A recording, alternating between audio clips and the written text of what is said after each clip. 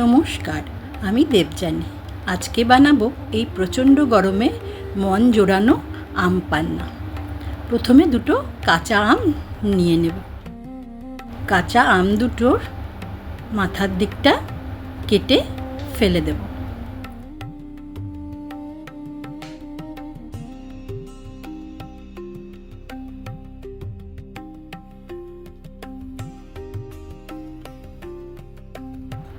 গ্যাসটা জ্বালিয়ে একটা পাত্রে একটু জল গরম করতে দেব।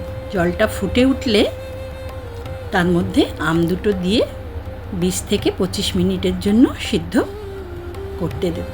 মাঝে একটু দেখতে হবে আম দুটো সিদ্ধ হয়েছে কিনা। আম দুটো সিদ্ধ হয়ে গেলে গ্যাসটা অফ করে দিয়ে সিদ্ধ আমটাকে নামিয়ে ঠান্ডা করতে দেব। এবার গ্যাসটাকে অন করে একটা প্যান বসিয়ে একটা স্পেশাল মশলা বানিয়ে নেব। মশলা বানানোর জন্য নিলাম 1 চামচ গোটা জিরা, 1 চামচ মৌরি, 2টো শুকনো লঙ্কা, কয়েকটা গোলমরিচ আর একটু সামান্য নুন দিলাম যাতে মশলা পুড়ে না যায়। একটু ভাজার পরেই খুব সুন্দর একটা গন্ধ বেরোবে, তখনই নামিয়ে মশলাটাকে ঠান্ডা করে একটু ক্রাশ করে নেব।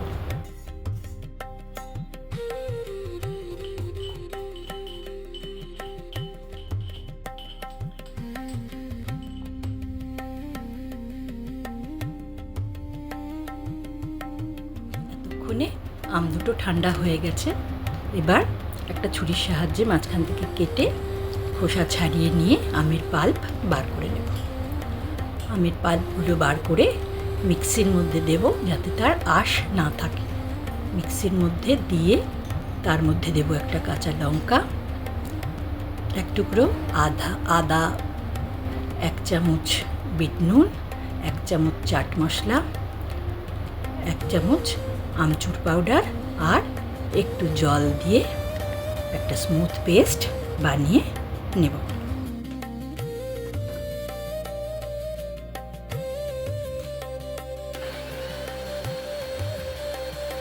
মিক্সিতে দিলে পেস্টের মধ্যে কোনো আঁশ থাকে না, খুব সুন্দর হয়ে যায়।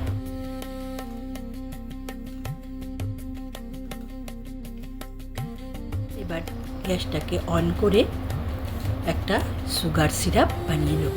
কিন্তু আমি সুগার নিইনি, আমি নিয়েছি সাদা মিশ্রি।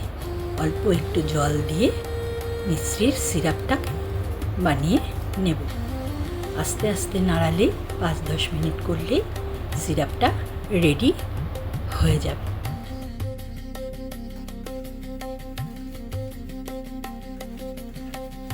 এখন তার মধ্যে দিয়ে দেব করে রাখা আমের পাল্পের পেস্টটাকে। 2 মিনিটের মতো নাড়াচাড়া করলেই হয়ে যাবে সিরাপটা রেডি। গ্যাসটাকে অফ করে মিশ্রণটাকে ঠান্ডা হতে দেব। সিরাপটা হয়ে গেল রেডি। নিলাম 2টো কাচের গ্লাস। কাচের গ্লাসের মুখে লেবুর রস মাখিয়ে নিলাম। আগের থেকেই করে রেখেছিলাম একটা লবণ আর লঙ্কার মিশ্রণ। গ্লাসের মুখগুলো ওই লবণ মিশ্রণে মাখিয়ে নিলাম।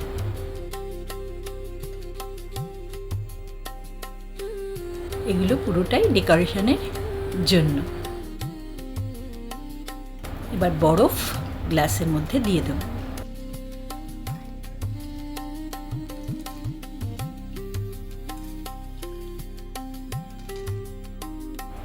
দেব 1 চামচ করে বানিয়ে রাখা মশলা।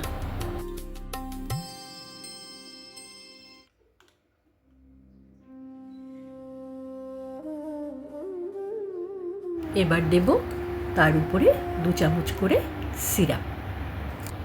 উপর থেকে ঢেলে দেব ঠান্ডা জল।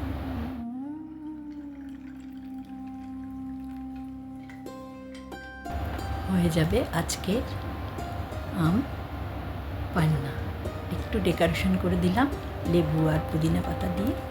আর আরেকটা গ্লাসে নেব, যারা খেতে ভালোবাসে পুদিনা পাতার রস, তাদের জন্য 2 চামচ পুদিনা পাতার রস ঢেলে দেব।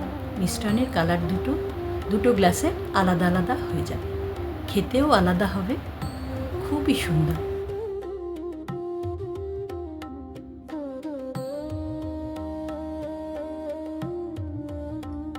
দেখতে যেমন ভালো হয়েছে, খেতেও খুব ভালো লাগে, মনটা জড়িয়ে যায় এই সিজনে।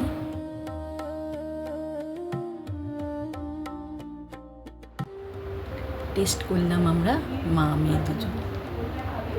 তোমরাও বানিয়ে খেও, সত্যি খুব ভালো লাগবে।